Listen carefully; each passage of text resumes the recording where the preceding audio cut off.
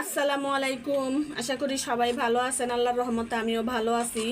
তো আজকে তো ঈদের তৃতীয় দিন। এখানে যে গরম গরম একটু চা বসাইছি, খাঁটি গরুর দুধের চা। আরেকজন পিছন থেকে আমার ডাকতেছে আম এই আম। আমি এখন চা পাতি দিইনি, আগে দুধটারে ভালো করে একটু জাল করলাম। সকালবেলা নাস্তা খাওয়া হয়েছে আজকে তন্দুর রুটি আর গরুর মাংস। কেউ খাসির মাংস দিয়েও খাইছে, তো চা খাই নেই। যতই গরম পড়ুক চা না খাইলেই তো না। হ্যাঁ দাঁড়াও, তো আমার আরেকজন ডাকতেছে পিছের থেকে।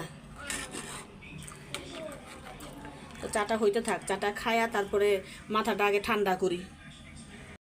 বাহিরে অনেক জোরে বৃষ্টি হইতেছে, তো এই যে অনেক জোরে বৃষ্টি হইতেছে দেখেন। আর এই দুইটারে দেখেন হাত জানলার বাইর করে দিয়ে তারপরে বৃষ্টি বিলাস করতেছে। বৃষ্টি তো পারতেছে না, বাহিরে যায় যাও, বাহিরে গেটে যায় ভিজা শোকা দাও।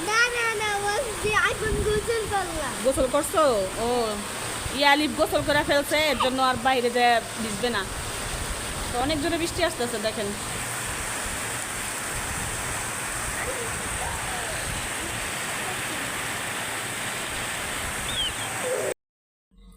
তো ইয়ালিপের দুপুরের খাবার দিয়ে দিছি, ও বলতেছে আমি খিচুড়ি খাবো। তো একটু খিচুড়ি ছিল, ওরে গরম করে দিলাম। তো এখন খাইতেছে আর বলতেছে অনেক মজা হয়েছে আন্টি।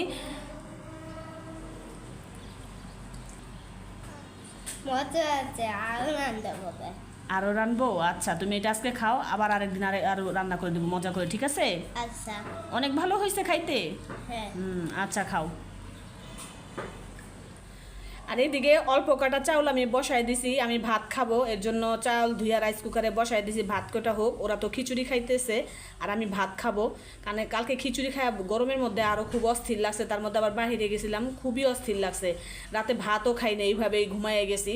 তো সকালে একটা রুটি খাই, একটু চা খাইছি, আর এখন শুধুই ভাত রান্না করব। আর তরকারি তো রান্না করাই আছে।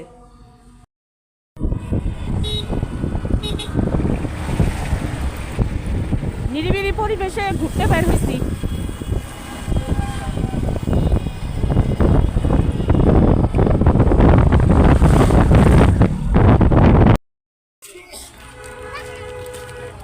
বসো বসো। কই আসছো এখানে? হ্যাঁ বলো, কোথায় আসছো?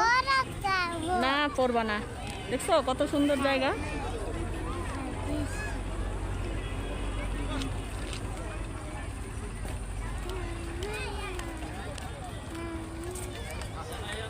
Hey!